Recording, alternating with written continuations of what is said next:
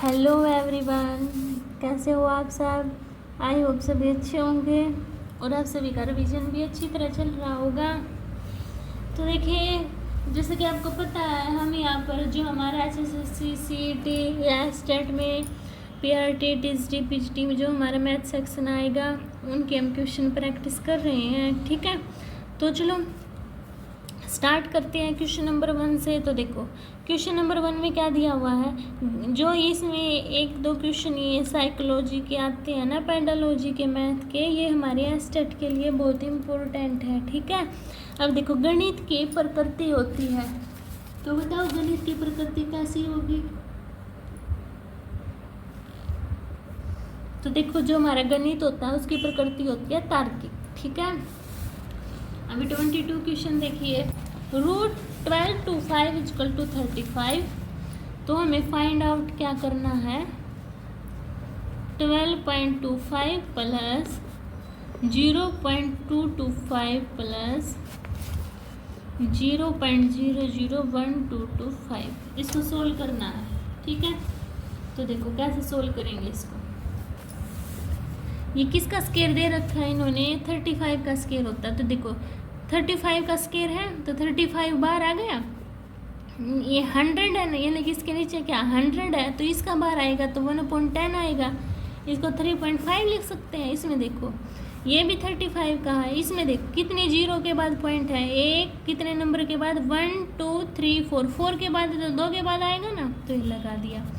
इसमें 35 कितने के बाद पॉइंट है, 1 2 3 4 5 6 के बाद है तो 3, यानी कि ये बात याद रखें, रूट के अंदर जितने के बाद पॉइंट है यानी कि वो उसकी क्या है डबल है, डबल होती है ना, उसकी क्या है ऑफ हो जाती है वो। ठीक है, जितनी भी संख्या हो। अब इसको सोल्व कर देते हैं, तो इनों को ऐड करेंगे तो क्या आएगा मेरे पास 5 और 3 8, 5 3 8 और 3, तो ये मेरा आंसर आ जाएगा। तो बी ऑप्शन क्या है मेरा, राइट हो जाएगा। ठीक है, अभी देखिए 123 क्वेश्चन, यदि ए की आय बी की आय से 150% ज़्यादा है तो बी की आय ए की आय से कितने % कम होगी। तो देखो ए की आय है जो बी की आय से, मान लो ए की आय बी की आय से बोल रहा है 150% ज़्यादा है, ये 100 है तो 150 ज़्यादा 250 हो जाएगी ना। इनका डिफरेंस कितना है 150, और ये कितनी है 250, 250 मल्टीप्लाई 100। तो देखो 2 जीरो से 2 जीरो 25 और 25 चौका 100 है ना, तो 15 और 4 की मल्टीप्लाई करेंगे तो 15 15 4 जा 60, तो ये मेरे पास 16 आ जाएगा। ठीक है, समझ आए सभी को। अभी देखिए नेक्स्ट क्वेश्चन 124 में क्या दिया है, 0.01/0.1 प्लस 0.1/0.01। तो देखो अगर मैं क्या कर दूं, अंश और हर को गुना कर दूं 100 से, तो देखो क्या दिया है, एक बार टर्म लिखते हैं, 0.01/0.1 प्लस 0.1/0.01। अंश और हर है ना, उसको 100 से मल्टीप्लाई कर दूं मैं, तो देखो 100 से ऊपर करूँगी 100 से नीचे, 100 से ऊपर 100 से नीचे, तो देखो 1 2 3 4 2 और 1 3, तो क्या है 1/10 और 10/1, ये आ गया ना मेरे पास। तो अब मैं क्या करती हूँ, एलसीएम ले लूँ 10 और इसकी क्या आया 1 प्लस में 100, तो क्या आया 101/10, ये आ गया मेरे पास। अगर इसको भी पॉइंट लगाना तो 10.1 आ गया। क्या आंसर होगा मेरा 10.1।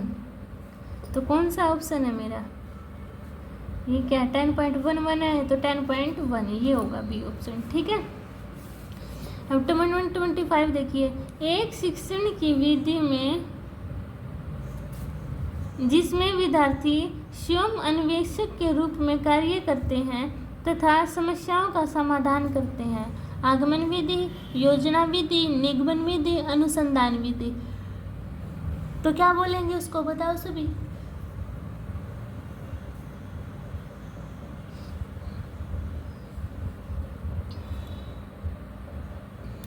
क्या दिया है, शिक्षण की एक विधि जिसमें विद्यार्थी स्वयं अन्वेषक के रूप में कार्य करते हैं तथा समस्याओं का समाधान करते हैं, तो हम उसको बोलते हैं अनुसंधान विधि। ठीक है, डी ऑप्शन क्या हो जाएगा मेरा राइट हो जाएगा। अब देखो, जब 2 की पावर 31 को 5 से विभाजित किया जाता है तो शेषफल क्या होता है। तो देखो क्या दिया है, 2 की पावर 31 दिया है, 5 से डिवाइड किया जाता है। तो देखो इसको है ना, जो यहाँ पे दिया उसको 4 से डिवाइड कर देते हैं। तो देखो इसको 4 से डिवाइड करूँगी तो 28, 3 बचा ना, 3 बचा। तो 2 की पावर क्यूब कितना होता है 8/5। अब इसको डिवाइड करेंगे तो रिमाइंडर कितना आएगा 3। तो आंसर क्या आ गया मेरे पास सी, यानी कि 3। ठीक है, समझ में आया सभी को। अब 127 देखिए, गणित में सूत्रों की स्थापना हेतु उपयुक्त विधि है निगमन विधि, योजना विधि, संश्लेषण विधि, इनमें से कोई नहीं। तो गणित में सूत्रों की स्थापना हेतु उपयुक्त विधि है हमारी निगमन विधि। ठीक है, इसका क्या है ए ऑप्शन हो जाएगा। अब 128 देखिए, यदि माइनस का अर्थ मल्टीप्लाई का अर्थ प्लस, प्लस का अर्थ डिवाइड, डिवाइड का अर्थ माइनस हो तो ये हमें सोल्व करना है। तो देखो क्या है दिया हुआ है 14, माइनस का अर्थ क्या है मेरे पास मल्टीप्लाई, तो 14 × 10, और मल्टीप्लाई का अर्थ है प्लस, तो 10 + 4, डिवाइड का अर्थ है माइनस, और प्लस का अर्थ है डिवाइड। ठीक है, अभी बोर्ड मास के उसमें क्या करेंगे, सबसे पहले डिवाइड को सोल्व करेंगे। तो 14 × 10 + 4 - 8 × 2 = 16। अब मल्टीप्लाई को तो 140 + 4 - 2। अब 140 में 4 ऐड करेंगे तो 144 - 2, तो कितना है मेरे पास 142। बी ऑप्शन क्या हो गया राइट हो गया। समझ में आया। अभी मेरे को ये सॉल्व करनी है, यानी कि सोल्व करनी है। तो देखो इसको कैसे सोल्व करते हैं। सबसे पहले ब्रैकेट के अंदर क्या है 2 + 8/13, तो 2 + 8/13 को सोल्व करते हैं पहले। 13 क्या है 26 + 8, 26 में 8 ऐड किया तो 34/13। अब क्या है 4 में से 2 गए 2, यानी कि क्या है 2 / 34/13। अब इसको क्या है डिवाइड के ये इक्वेशन ऊपर पलट जाती है ना, तो क्या आएगा 2 × 13/34। इससे कैंसिल आउट तो 17 आया, क्या बचा 13/17, यानी कि इस पूरी को सोल्व करके 13/17 बचा। अभी यहाँ पे भी डिवाइड का है, तो देखो 8 में से 5 गया 3, तो क्या आया 3 डिवाइड में 13/17। अब इसको भी पलट जाएगी तो 3 × 17/13, तो क्या आया 3 × 17 51/13, और क्या दिया हुआ है फिर 3 × 51/13, तो डिवाइड है तो फिर पलट जाएगा, यानी कि 13/51। इससे कैंसिल आउट 3 × 1 = 3 × 7 = तो 13/17 क्या आ गया मेरे पास आंसर आ गया, यानी कि ए ऑप्शन क्या हो गया मेरा राइट हो गया। समझ आई सभी को। अभी देखिए 130 क्वेश्चन क्या दिया हुआ है मेरे पास, रूट -42 - √42, ये माइनस इन्फिनिटी तक जा रहा है। देखो इन क्वेश्चन में क्या होता है, इनके ऐसे टुकड़े कर लो जिनका डिफरेंस क्या है मेरे पास 1 आए, तो 7 और 6 हो जाता है। ऐसे क्वेश्चन दिए हो ना तो उनमें ऐसे ही करना होता है। अब देखो अगर यहाँ पे माइनस का साइन है तो छोटे वाला आंसर होता है, तो 6 आंसर हो जाएगा। अगर बड़े वाला प्लस होता है ना तो हमारा 7 आंसर आता। अब माइनस दिया है तो क्या आएगा आंसर 6 आएगा। समझ आया सभी को। अभी देखिए 131, a² + b² - 2ab - ac + bc का एक गुणनखंड है। इसको सोल्व करना है तो करो, फिर देखो कैसे करते हैं। देखो a² + b² अंदर multiply 2ab + 2ac - 2bc, A B है तो देखो ये क्या हो गया मेरे पास a - b का होल स्क्वायर। इसमें से मैं 2c कॉमन निकाल लूँ तो क्या बचा a - b, a - b है तो कॉमन ले लूँ, तो यहाँ क्या बचा a माइनस बी और यहाँ क्या बचा 2c। ये आ गया ना मेरे पास। तो एक तो क्या है मेरे पास a माइनस बी और एक a minus B plus 2c। कौन से ऑप्शन में है? डी ऑप्शन में दिया हुआ है ना। तो 131 का क्या हो जाएगा? डी ऑप्शन मेरा राइट हो जाएगा। समझ आए सभी को बात? ठीक है, अभी चलते हैं नेक्स्ट क्वेश्चन पर। देखिए, यदि किसी गोले की त्रिज्या में 50% की वृद्धि की जाए तो इसके पृष्ठीय क्षेत्रफल में कितने % की वृद्धि होगी? देखो, तो इसमें लगा देंगे हम x plus Y plus X Y upon 100। इस टाइप के क्वेश्चन में ये फॉर्मूला लगा दो। क्या 50 दी है ना, तो 50 प्लस 50 प्लस 50 मल्टीप्लाई 50 अपॉन 100। 50 50 100 जी, 2 0 से 2 0 कैंसिल आउट, 5 5 जा 25। इन दोनों को ऐड करोगे तो कितना आया? 125। यानी कि कितने की हुई है? 125 की। समझ आया सभी को? अभी 133 क्वेश्चन देखिए। दी गई आकृति में x का मान हमें फाइंड आउट करना है। देखो, किसका मान फाइंड आउट करना है? x का। तो इसका b का निकाल लेंगे। तो देखो एफ बी ई, ये इसमें बी क्या है मेरे पास? 90 डिग्री है। और ई का है, ई क्या है मेरे पास? ई मेरे पास 120 दिया हुआ है ना। तो देखो x ये 60 दिया हुआ है, ये मुझे फाइंड आउट करनी है। तो e की वैल्यू 180 और क्या है f की वैल्यू। अगर मुझे ये फाइंड आउट करनी हो f की वैल्यू, तो कैसे फाइंड आउट करूँगी मैं? देखो, ये वाली ये 60 है, तो ये पूरा क्या 180 बनेगा ना। तो देखो, और ये मिला के ये कितना 90, ये भी 90। तो क्या होगा 180 में से 90 प्लस 60 माइनस कर देती हूँ। तो 180 माइनस 150 इक्वल टू 30। तो f की वैल्यू क्या है मेरे पास? 30 डिग्री। तो x का मान निकालना है।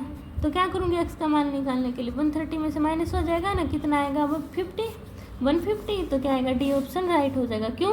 क्योंकि ऐसे दिया हुआ है ये x का मान है ना। ये मेरे पास 30 दी। अब आपको पता है ये और ये एंगल बना के पूरा 180 का बनाते हैं। ये दो एक ही लाइन पर जो एंगल होते हैं ना, ये 30 है तो भी ये बाकी का बचा 150 तो होगा ना। ऐसे आपको फाइंड आउट करना था। ठीक है, अभी देखिए X square plus 1 upon X square equal to 66 हो तो x minus 1 upon X find out करना है। देखो, X square plus 1 upon X square equal to 66 दिया हुआ है मेरे पास,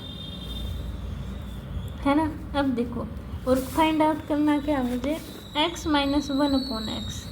इसका एक काम करती हूँ मैं, इसका स्क्वायर करना है एक बार। देखो, X square plus 1 upon X square minus 2, यही होता है ना।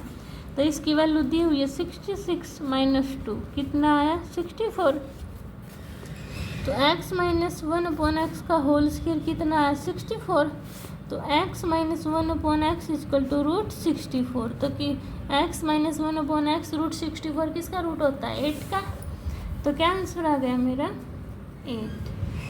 ठीक है, अभी 135 लीलावती पुस्तक किसने लिखी? किसने लिखी थी? हमारी ये भास्कराचार्य ने। ये क्वेश्चन हमारा पिछली बार स्टार्ट में आया था। ठीक है, यानी कि लीलावती पुस्तक हमारी भास्कराचार्य द्वारा लिखी गई थी।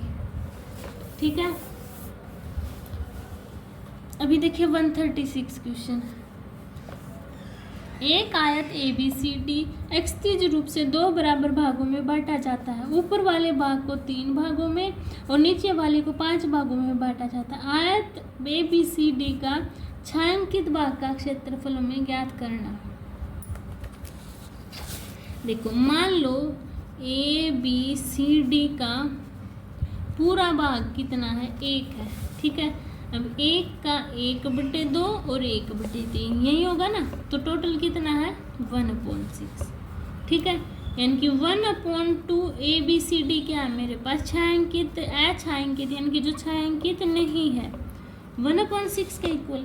इसी प्रकार दूसरा करते हैं। दूसरे में 1/2 का 1/5 प्लस 1/2 मल्टीप्लाई 1/5, तो क्या आया ये मेरे पास 1/5 आ जाएगा। इसको सोल्व करेंगे, ठीक है, समझ आई।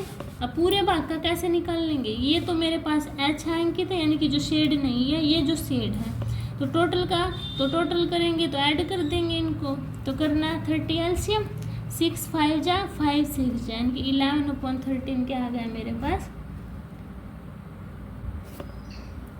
पूरे भाग का आ गया, यानी कि जो छायांकित भी है और अछायांकित भी है, ठीक है। इसमें मुझे छायांकित भाग का निकालना है, तो 1 में से क्या कर दूंगी मैं माइनस, यानी कि 1, क्योंकि 1 में से क्यों माइनस किया, क्योंकि मैं शुरू में लेट करके चली हूँ मान के कि ये पूरा का पूरा मेरा 1 है भाग, ठीक है, तो इसमें से माइनस करूँगी एलसीएम लेके, तो 19/13 क्या आ जाएगा, मेरा आंसर आ जाएगा, ठीक है।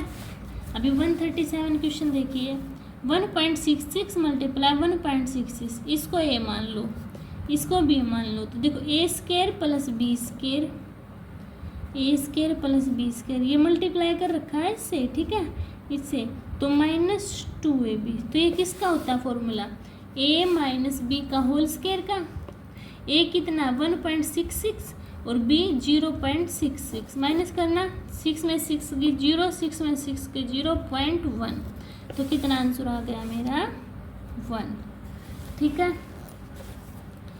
अभी 138 क्वेश्चन, एक वृत्त तथा एक वर्ग का परिमाप बराबर है तो वृत्त का क्षेत्रफल बड़ा होगा,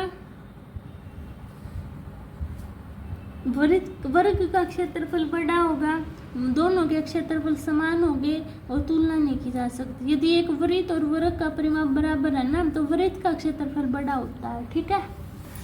139 पाठ्यक्रम शब्द की उत्पत्ति किस भाषा से हुई है, लैटिन, फ्रेंच, जर्मन, इनमें से कोई नहीं, तो किस भाषा से हुई है पाठ्यक्रम की, लैटिन भाषा की से।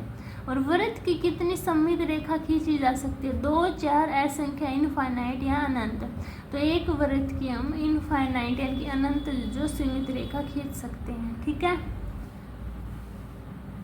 समझ आया सभी को। अभी देखिए 141 क्वेश्चन, 141 में क्या दिया हुआ है, कौन सा बिंदु अध्यापक की व्यावसायिक कुशलता के अंतर्गत नहीं रखा जाता है, स्वयं का ज्ञान, अच्छा प्रयोग करना, सहसंबंध अच्छा प्रयोग करना, समर्पण, सामाजिक मामलों का संतोषजनक ज्ञान, तो कौन सा अंतर्गत नहीं रखा जाता, सामाजिक मामलों का संतोषजनक ज्ञान, ठीक है। अब संबंध से दो चरों में पाए जाने वाले संयुक्त संबंध का पता चलता है, यह कथन किसका था, हमारा लैथरोप का। अब देखो 143, यदि पीटर की मानसिक आयु 15 वर्ष और उसकी वास्तविक आयु क्या है, 12 है, तो पीटर का आयु क्या होगा, तो फॉर्मूला होता है मानसिक एज अपॉन में जो एक्चुअल एज होती है, ठीक है, यानी कि जो एक्चुअल एज होती है वास्तविक आयु, ठीक है, मल्टीप्लाई 100, मानसिक आयु 15, एक्चुअल 12 मल्टीप्लाई 100, तो कर दो 4 3 जा 25, 3 5 जा 15, 5 मल्टीप्लाई 25 इक्वल टू 125, क्या आ गया, मेरा आंसर आ गया, ठीक है। अभी देखिए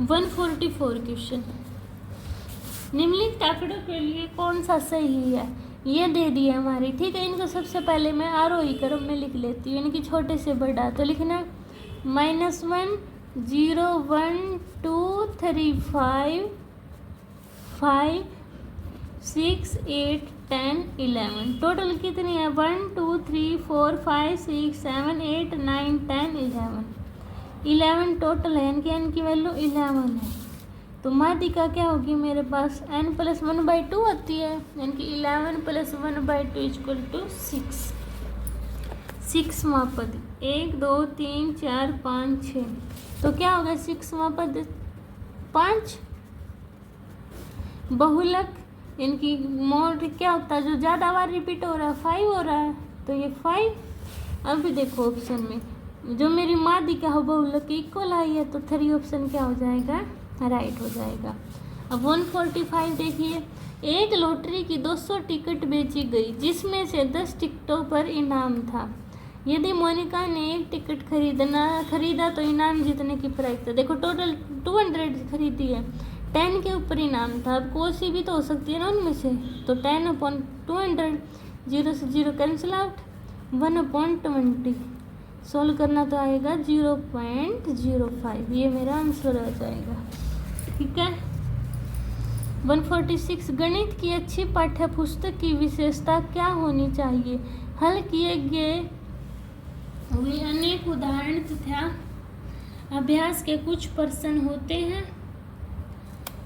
पर्याप्त मात्रा में हल किए गए उदाहरण तथा अभ्यास के लिए कुछ प्रश्न होते हैं। सभी अभ्यास प्रश्न हल किए जाते हैं। तो इसका क्या हो जाएगा? उपरोक्त सभी बी ऑप्शन, यानी कि पर्याप्त मात्रा में हल किए गए उदाहरण तथा अभ्यास के लिए कुछ प्रश्न होते हैं। ठीक है। अब 147 देखिए, एक संख्या कम होकर 1/3 हो जाती है जब उसमें से 48 घटाया जाता है। क्या बोल रही है? एक संख्या x है, जब उसमें से 48 को माइनस करते हैं तो वो 1/3 हो जाती है, x/3 हो जाती है। इसको सोल्व कर दो। देखो 40x इसको इस साइड ले आओ, 48 को उस साइड ले जाओ, एलसीएम लेंगे तो 3x - x = 48। तो 2x = 3 × 48, तो काटना 2 × 2 = 4, 2 × 4 = x की वैल्यू क्या आई मेरे पास? 72। तो क्या बोला? उस संख्या का 2/3 यानी कि 72 का 2/3 निकालना है। तो निकाल दो। 3 × 1 = 3, 3 × 2 = 6, 3 × 4 = 12, 24 × 2 = 48। तो कितना आंसर आ गया मेरे पास? 48, यानी कि इनमें से कोई नहीं। ठीक है। दिए गए ग्राफ में एक देश के विभिन्न वर्षों में अनाज की उपज को दर्शाया जाता है 1985 तक। ठीक है। उपज की प्रतिशत वृद्धि हमें ज्ञात करनी है। तो देखो 1984 में कितनी, 1984 से 1985 तक, 1984 में कितनी उपज है? 15, 85 में 30 है ना। तो देखो 15 30 है, कितना डिफरेंस है? 15 का अपॉन 15 × 100। 15 से 15 कैंसिल आउट, कितना आया? 100। ठीक है। अब देखो 149 गणित सभ्यता का दर्पण है, यह किसने कहा? लोक, हागबेन, प्लेटो, डाल्टन। तो गणित सभ्यता का दर्पण है, ये हमारा हागबेन ने कहा था। ठीक है, यानी कि सी ऑप्शन राइट हो जाएगा। अब निकालना है इनमें से सबसे छोटी बिल कौन सी है? तो देखो 28/23, इनका डिफरेंस देखो 1 1 1, इसका 2 है ना, 1 1 है, ऐसे तो नहीं होगा। इसको इससे करेंगे डैड तो 0.96 आएगा, इसको 0.98 आएगा, 0.97, 0.98। तो सबसे छोटी कौन सी? 0.96, यानी कि ये ऑप्शन क्या हो जाएगा? राइट हो जाएगा। ठीक है, समझा सभी को? ये थे हमारे मैथ के क्वेश्चन। अगर आपको किसी भी क्वेश्चन में डाउट होता है तो आप कमेंट सेक्शन में बता देना, आपके डाउट क्लियर कर देंगे। मिलते हैं नेक्स्ट वीडियो में, तब तक के लिए बाय बाय।